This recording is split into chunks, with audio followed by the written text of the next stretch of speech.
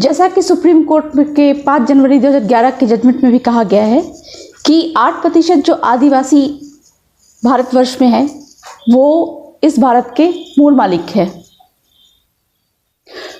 लेकिन भारत के संविधान में कुछ अनुच्छेद होते हुए भी भारत के आदिवासियों के साथ बहुत बड़ा धोखा हो रहा है।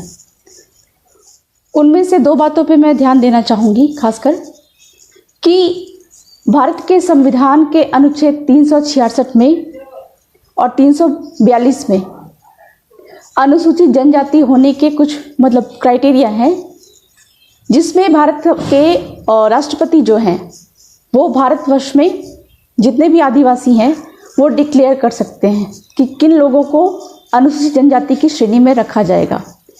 लेकिन इस पे साजिश करते हुए जो राजनीतिक सरकार है, या फिर कहा जाए कि उन लोगों ने लोकुर कमेटी बनाया जिसमें आदिवासी यानी कि अनुसूचित जनजाति होने की 5 विशेषताएं रखी गई, और इन 5 विशेषताओं के ना होने से किसी भी आदिवासी को अनुसूचित जनजाति से निकाल दिया जाता है। जैसे कि आदिवासी शब्द की अगर हम बात करें तो आदिवासी शब्द 2 शब्दों से मिलकर बना होता है, आदि और वासी। अर्थात 5 जनवरी 2011 के जजमेंट के अनुसार जो आदिवासी है वो भारत में अनादि काल से रहते आए हैं, और बाकी के जो लोग हैं वो बाहर से यहाँ पे आके बसे हुए हैं। पर भारत के संविधान के अनुच्छेद 242 में अनुसूचित जनजाति को डिक्लेरेशन का अधिकार राष्ट्रपति को दिया गया है, वो अधिकार लोक कमेटी ने छीन लिया है। और अगर आदिवासी में 5 विशेषताएं जो है अनुसूचित जनजाति होने की जो 5 विशेषताएं हैं वो नहीं होने से उनको अनुसूचित जनजाति से निकाल दिया जाता है। दूसरी साजिश ये है कि कुछ लोग जो कि अनुसूचित जनजाति में होने के काबिल नहीं है, उनको आदिवासियों के साथ में रहने से, रीति रिवाज सीख जाने से उनको अनुसूचित जनजाति में डाल दिया जाता है। तो ये एक सबसे बड़ी साजिश है जो कि लोकुर कमेटी के होने से हमें बहुत बड़ा नुकसान हुआ है। दूसरी सबसे महत्वपूर्ण बात है कि भारत के संविधान के अनुच्छेद 244 या फिर उसके जो प्रावधान है, 5वीं अनुसूची के प्रावधान है, उसमें किसी भी आदिवासी क्षेत्र को डिसाइड करने का अधिकार फिर से राष्ट्रपति महोदय को दिया गया है।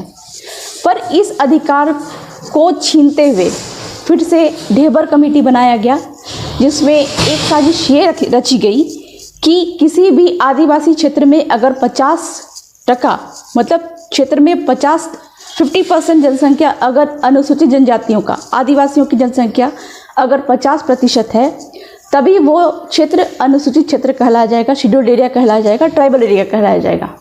अगर 50% से उस एरिया की जनसंख्या, अनुसूचित जनजातियों की जनसंख्या अगर कम होती है तो उस क्षेत्र को आदिवासी क्षेत्र से हटा दिया जाता है, जो कि संविधान का बहुत बड़ा उल्लंघन है। तो इस प्रकार मैं ये आप लोगों को संदेश देना चाहती हूँ कि आने वाले दिनों में संविधान के इन 2 जो अनुच्छेदों का अनुपालन करते हुए लोकुर कमेटी, जिसमें कि अनुसूचित जनजाति होने की क्राइटेरिया के कारण जो भी अनुसूचित जनजाति आदिवासी निकाले जाते हैं और डाले जाते हैं, इसको हम सुप्रीम कोर्ट में चैलेंज करें।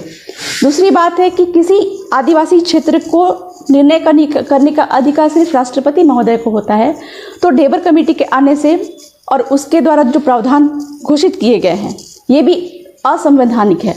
तो इन 2 लोकुर कमेटी और ढेबर कमेटी के जो भी निर्णय हैं इनको हम आगे चल के सुप्रीम कोर्ट में चैलेंज करें। आज विश्व आदिवासी दिवस के दिन मैं यही आप लोगों से चाहती हूँ कि आने वाले दिनों में इन 2 कमेटियों को सुप्रीम कोर्ट में हम चैलेंज करेंगे। इसमें आप लोगों की सहयोग की मुझे उम्मीद है। बहुत बहुत धन्यवाद। जोहार।